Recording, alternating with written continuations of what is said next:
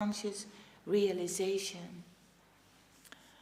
But faithless unbelievers do not see what is clearly evident, just as owls do not see the rays of the sun.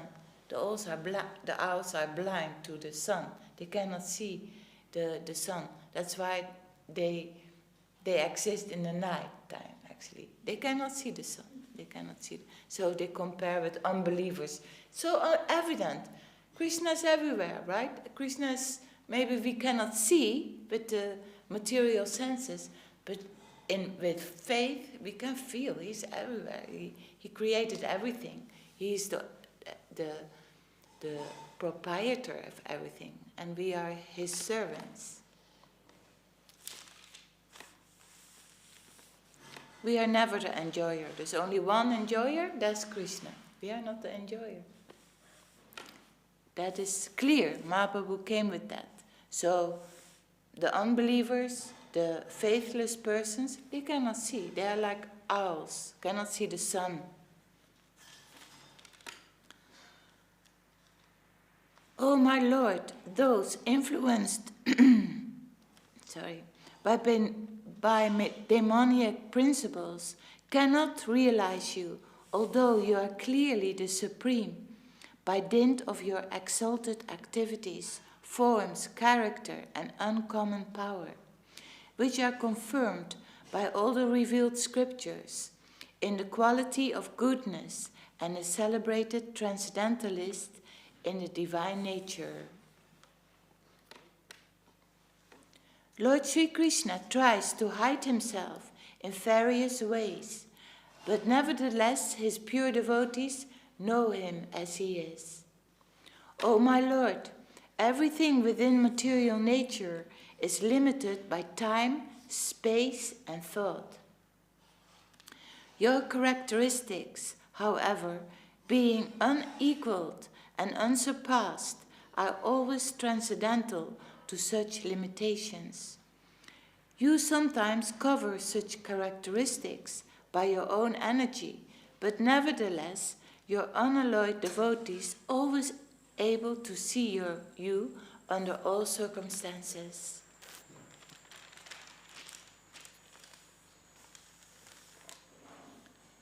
Those whose nature is demoniac cannot know Krishna at any time, but he cannot hide himself from his pure devotees. There are two classes of men in the created world. What are the two classes of men? Demons and devotees.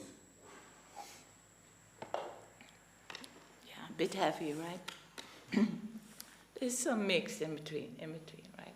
But Swami Maharaj to wake us up in our consciousness. This is it.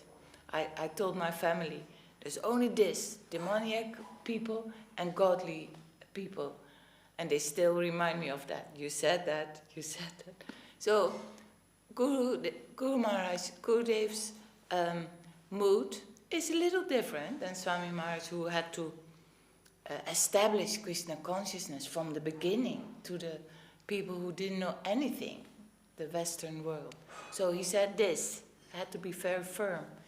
And Govinda Maharaj, Guru Maharaj, they said, sympathetic dealings with nature. Is that understandable? Sympathetic dealings with nature. So, yes, it's true. There are a lot of people who don't believe in Krishna, and there's a lot, or in God even. But, trying with your goodness, with your affection, try to change it by telling how beautiful the Lord is, how he is everywhere, in that way. A little different mood, but both very good, very necessary.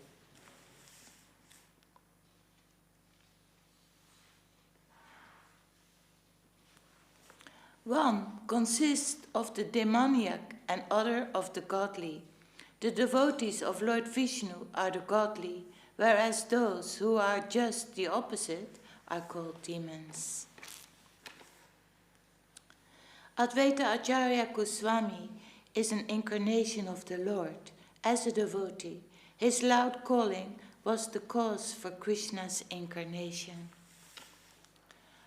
Whenever Sri Krishna desires to manifest his incarnation on earth, first he creates the incarnations of his respectable predecessors. So first his entourage come down to the material world, like his father, mother, his friends.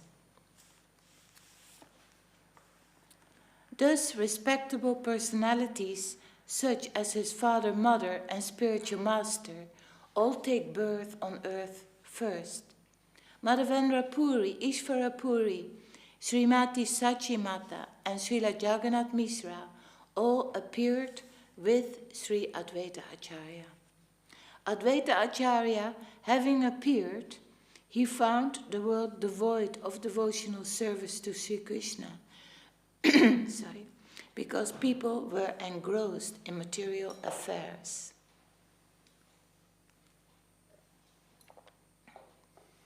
Everyone was engaged in material enjoyment, whether sinfully or virtuously. No one was interested in the transcendental service of the Lord, which can give total relief from the repetition of birth and death. They say, when you still think that material nature, like the objective world, is more important than the spiritual world or the spiritual life, then, you will be repeatedly taken birth in the material world again and again. But if you feel like spiritual life and the spiritual world is more evident, more real to you, then your days in the material world will be counted. That's what Guru Maharaj told us.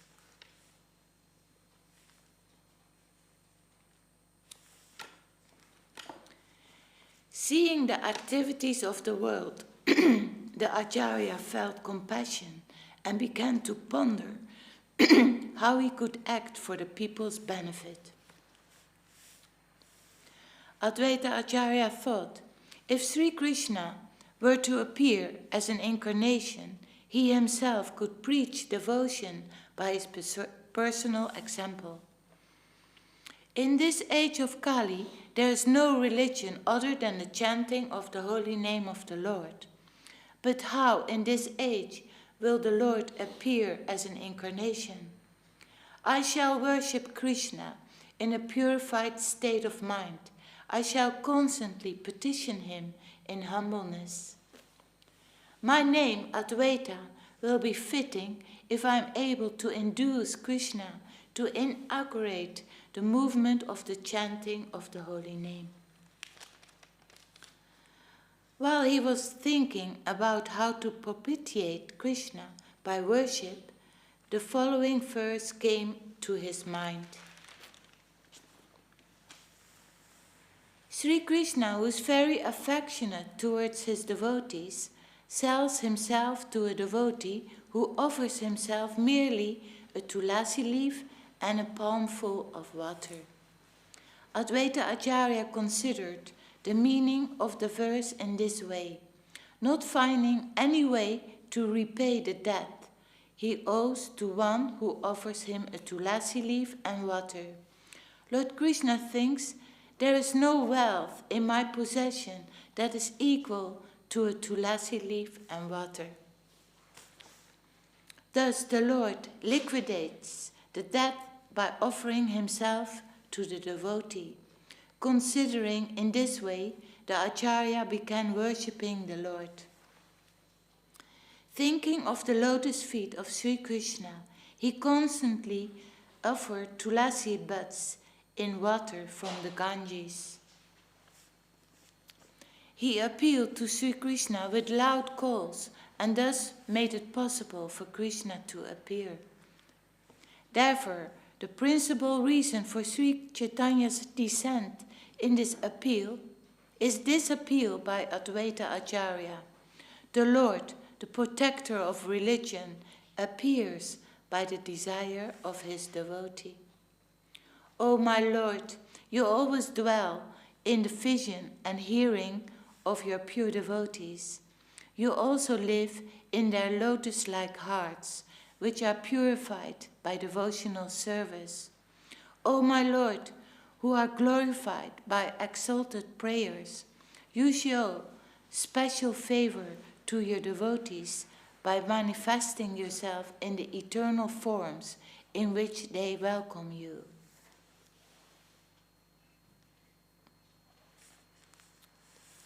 The essence of meaning of this verse is that Lord Krishna appears in all his innumerable eternal forms because of the desires of his pure devotees. Thus I have surely determined the meaning of the fourth verse. Lord Gauranga, Lord Chaitanya appeared as an incarnation to preach unalloyed love of God. Praying at the lotus feet of Sri Rupa and Sri Raghunath, always desiring thy mercy, I, Krishnadas, narrate Sri Chaitanya Charitamrita, following in their footsteps. That was chapter 3. Now we go to chapter 4, the confidential reasons for the appearance of Sri Chaitanya Mahaprabhu. So the confidential, the internal reasons for the appearance of Sri Chaitanya Mahaprabhu.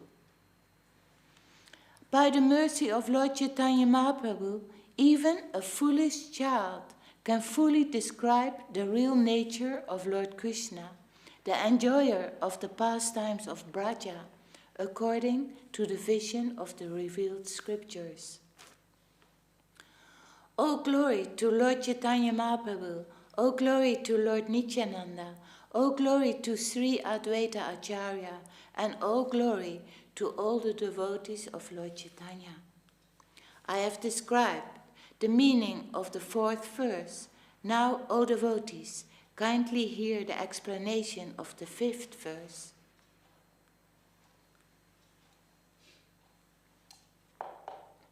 Just to explain the original verse, I shall first suggest its meaning. I have given the essential meaning of the fourth verse. This incarnation, Sri Chaitanya Mahaprabhu, descends to propagate the chanting of the holy name and spread. What is he spreading? Krishna Prema? Yes. Although this is true, this is but the external reason for the Lord's incarnation. Please hear me, other reason, the confidential reason for the Lord's appearance. The scriptures proclaim that Lord Krishna previously descended to take away the burden of the earth.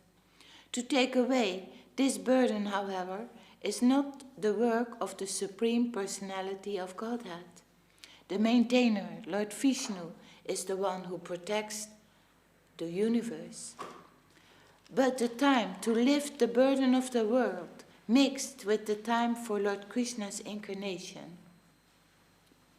When the complete Supreme Personality of Godhead descends, all other incarnations of the Lord meet together within him. So when the Lord descends, all the other incarnations also come with him. Lord Narayan, the four primary expansions, Vasudev, Sankarshan, Pradyumna, and Anuruddha, Matsya and the other Leela incarnations, the Yuga avatars, the Manvantara incarnations, and as many other incarnations as there are, all descend in the body of Lord Krishna. In this way, the complete Supreme Godhead, Lord Sri Krishna, himself appears. At that time, therefore, Lord Vishnu is present in the body of Lord Krishna, and Lord Krishna kills the demons through him. Thus the killing of the demons is but secondary work. I shall now speak of the main reason of the Lord's incarnation. The Lord's desire to appear was born from two reasons. The Lord wanted to taste the sweet essence of the mellows of love of God, and he wanted to propagate devotional service in the world on the platform of spontaneous attraction. Thus he is known as supremely jubilant and as the most merciful of all.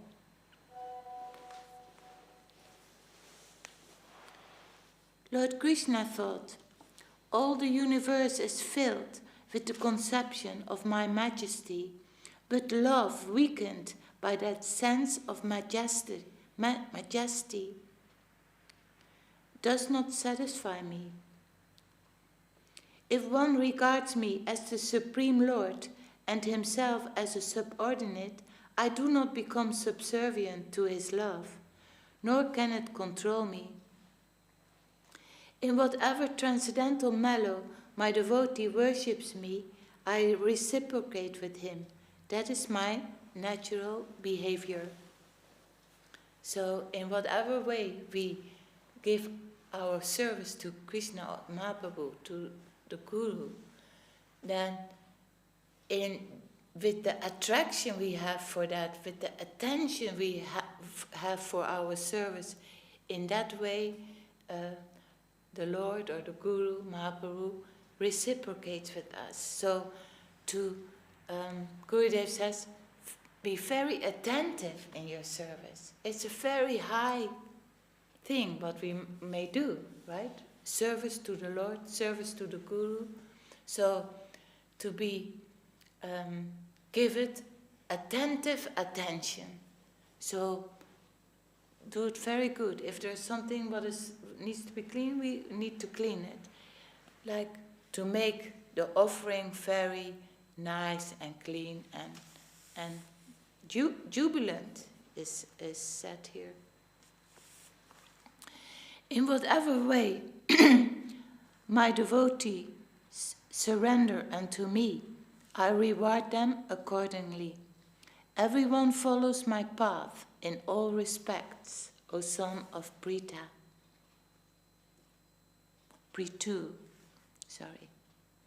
If one cherishes pure loving devotion to me, thinking of me as his son, his friend, or his beloved, regarding himself as great and considering me his equal or inferior, I become subordinate to him. So Krishna likes that. Even subordinate, whoa, that is so sweet, so extraordinary. Devotional service rendered to me by the living beings revives their eternal life. O my dear damsels of Braja, your affection for me is your good fortune, for it is the only means by which you have obtained me my favor. Mother sometimes binds me as her son. She nourishes and protects me, thinking me utterly helpless. My friends climb on my shoulder in pure friendship, saying, "What kind of big man are you? You and I are equal." If my beloved consort reproaches me in a sulky mood, that steals my mind from the reverent hymns of the Vedas.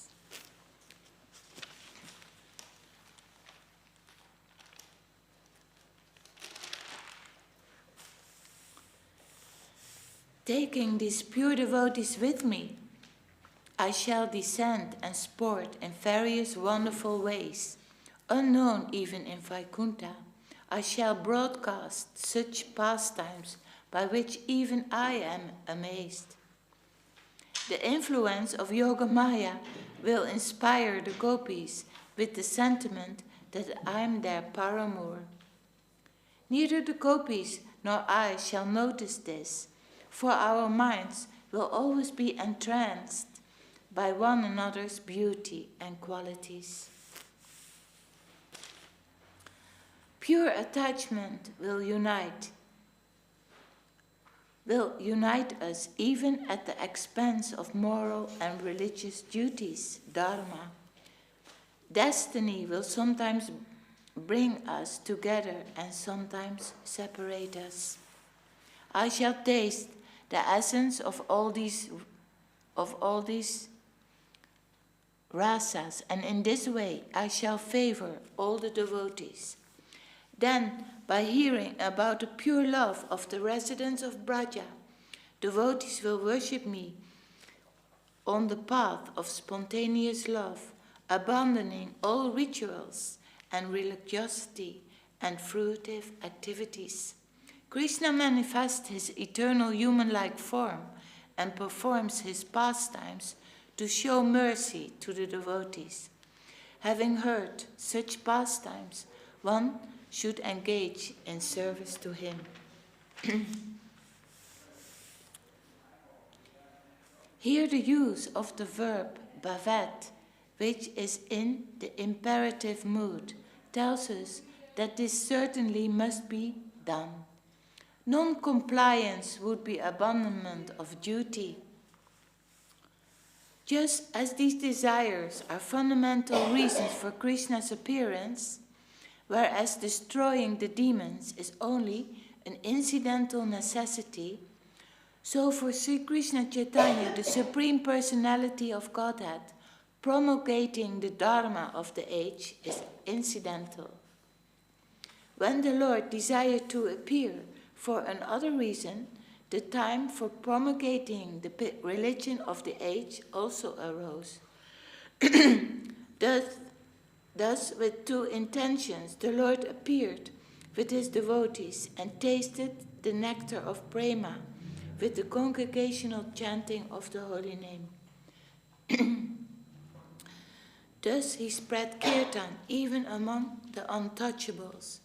He wove a wreath of the holy name and prema with which he garlanded the entire material world. He garlanded the entire material world with the holy name and prema. In this way, assuming the sentiment of a devotee, he preached devotional service while practicing it himself. 4 kinds of devotees are the receptacles of the 4 kinds of mellows in love of God, namely servitude, friendship, parental affection, and conjugal love. Each kind of devotee feels that his sentiment is the most excellent, and thus in that mood he tastes great happiness with Lord Krishna. But if we compare the sentiments in an impartial mood, we find that the conjugal sentiment is superior to all others in sweetness.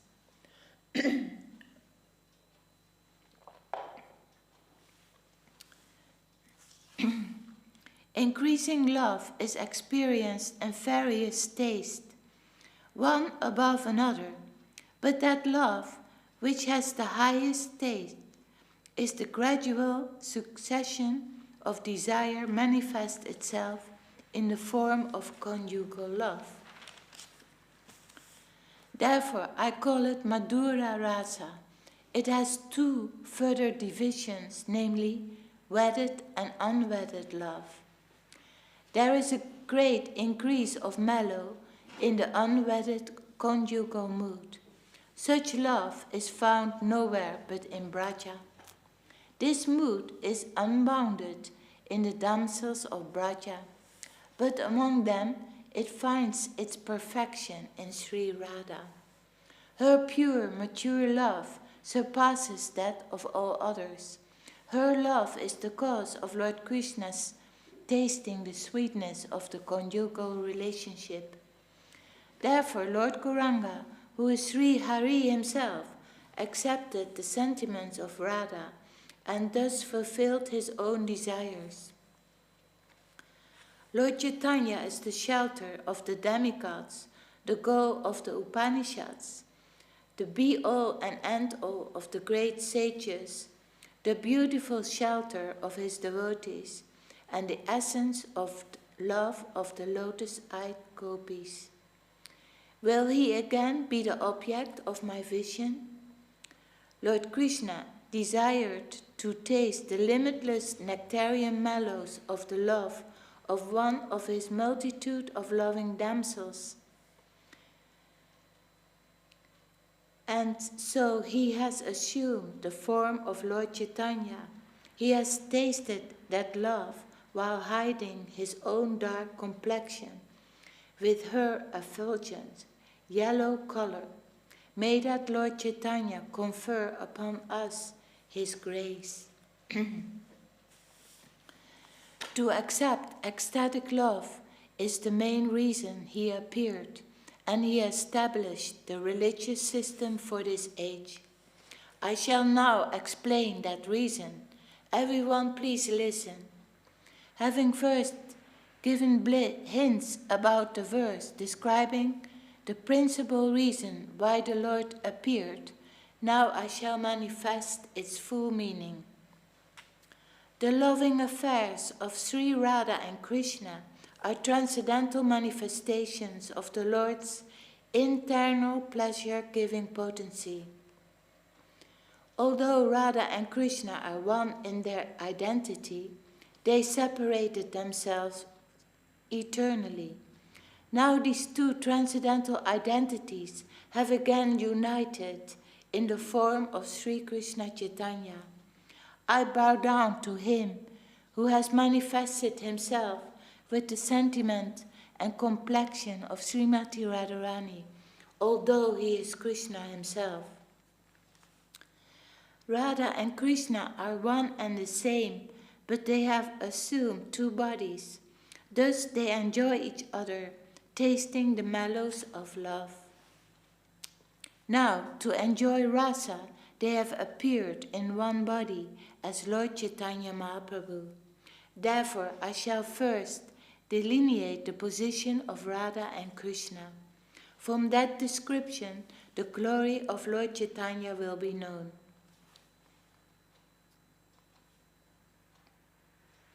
Srimati Radhika is the transformation of Krishna's love. She is his internal energy called Ladini Shakti. So we shall stop here. Very beautiful.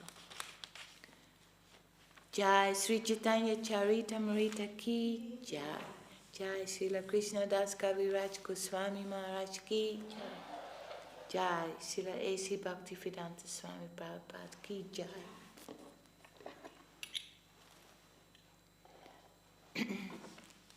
Didi, you will sing, please.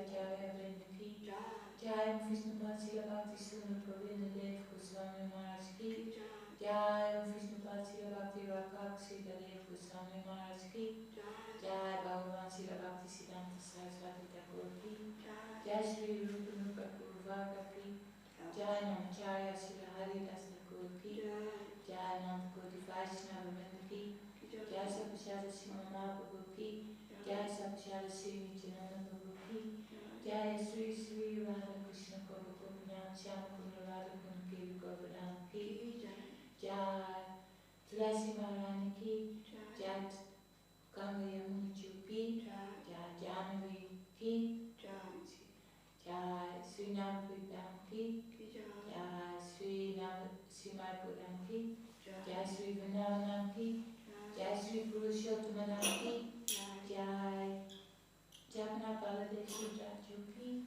Jai Sri Chaitanya Saraswati ki, Jai Sri Chaitanya Saraswati Vasalavana Chatta ki, Santa Gaura Bhakta Vrinda ki, Santa Vaishnava Mandala ki,